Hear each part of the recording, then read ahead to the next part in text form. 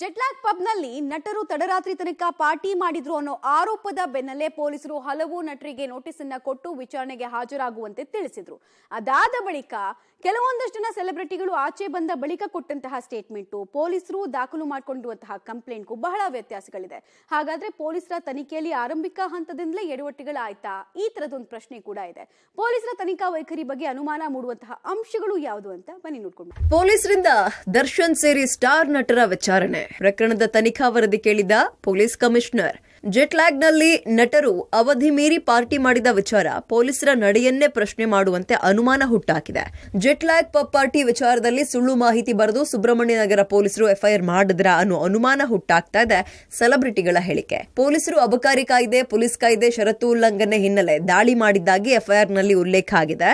ಸೆಲೆಬ್ರಿಟಿಗಳು ನಾವು ಊಟ ಮುಗಿಸ್ಕೊಂಡು ಹೋದ್ರೂ ಯಾವ ಪೊಲೀಸರು ಬಂದಿಲ್ಲ ಅಂತ ಹೇಳಿಕೆ ಕೊಟ್ಟಿದ್ದಾರೆ. ರಾಕ್ಲೈನ್ ವೆಂಕಟೇಶ್ ವ್ಯತಿರಿಕ್ತ ಹೇಳಿಕೆ ನೀಡಿದ ಹಿನ್ನೆಲೆ ಘಟನೆಯ ಬಗ್ಗೆ ತಕ್ಷಣ ತನಿಖಾ ವರದಿ ಕೊಡುವಂತೆ ಎಸಿಬಿಗೆ ಸೂಚನೆ ಕೊಟ್ಟಿದ್ದಾರೆ. ಪೊಲೀಸರು ಎಲ್ಲಿದ್ರು, ಪಬ್ಗೆ ಎಷ್ಟು ಗಂಟೆಗೆ ಹೋಗಿದ್ರು ಅನ್ನೋ ಕುರಿತಾದ ತನಿಖಾ ವರದಿ ಕೊಡಲು ಸೂಚನೆ ಕೊಡಲಾಗಿದೆ. ಪ್ರಕರಣ ಸಂಬಂಧ ನಟ ದರ್ಶನ್ ಟ್ವೀಟ್ ಮಾಡಿದ್ದಾರೆ. ನೀವೇನೇ ಮಾಡಿದ್ರು ಕೋಪ ಮಾಡ್ಕೊಳ್ಳಲ್ಲ, ಬೇಜಾರ್ ಮಾಡ್ಕೊಳ್ಳಲ್ಲ, ನೊಂದ್ಕೊಳ್ಳಲ್ಲ, ಕಾಲಾಯ ತಸ್ಮೈ ನಮಃ ಅಂತ ದರ್ಶನ್ ಟ್ವೀಟಿಸಿದ್ದು ಟ್ವೀಟ್ ವೈರಲ್ ಆಗಿದೆ. ಸ್ಯಾಂಡಲ್ವುಡ್ ನಟರು ಜೆಟ್ಲಾಗ್ ಪಬ್ನಲ್ಲಿ ತಡರಾತ್ರಿ ಪಬ್ನಲ್ಲಿ ಪಾರ್ಟಿ ಮಾಡಿದ ವಿಚಾರ, ಪೊಲೀಸರ ಕಾರ್ಯವೈಖರಿ ಬಗ್ಗೆ ಮಂಡ್ಯ ಕಾಂಗ್ರೆಸ್ ಶಾಸಕ ರವಿ ಗಣಿಗ ಪ್ರಶ್ನೆ ಮಾಡಿದ್ದಾರೆ. ನಟರನ್ನ ವಿಚಾರಣೆಗೆ ಕರೆದ ಪೊಲೀಸರಿಗೆ ಕೂಡಲೇ ಅಮಾನತು ಮಾಡಬೇಕು ಅಂತ ಆಗ್ರಹಿಸಿದ್ದಾರೆ. ಜೆಟ್ಲಾಗ್ ಪಬ್ ಇರೋದು ಭಾಳ ಏನು ಮೂಲೆಯಲ್ಲಿಲ್ಲ, ಹೈ ಸೆಕ್ಯೂರಿಟಿ ಮತ್ತು ಜನಸಂದಣಿ ಇರುವಂಥ ಬೆಂಗಳೂರು ಮುಂಬೈ ಹೈವೇ ಅಂತ ಪ್ರದೇಶದಲ್ಲಿದೆ. ಪೊಲೀಸರು ತಮ್ಮ ತಪ್ಪನ್ನು ಮುಚ್ಕೊಳ್ಳೋದಕ್ಕೆ ಇವತ್ತು ರಾಜ್ಯ ನೆಲದ ಚಿತ್ರರಂಗದ ನಟ ನಟಿಯರಿಗೆ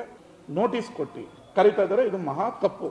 ಈ ಕೂಡಲೇ ಸಂಬಂಧಪಟ್ಟ ಇನ್ಸ್ಪೆಕ್ಟರು, ACP, DCPಯನ್ನ 24 ಗಂಟೆ ಒಳಗಡೆ ಸಸ್ಪೆಂಡ್ ಮಾಡಬೇಕು. ಅವ್ರದ್ದು ತಪ್ಪದು. ಇವತ್ತು 3:30 ಗಂಟೆವರೆಗೂ ನಡೆಯಕ್ ಬಿಟ್ಟು ಈಗ ಪೊಲೀಸ್ನವ್ರು ಅಲ್ಲಿ ಹೋಗಿದ್ರೆ.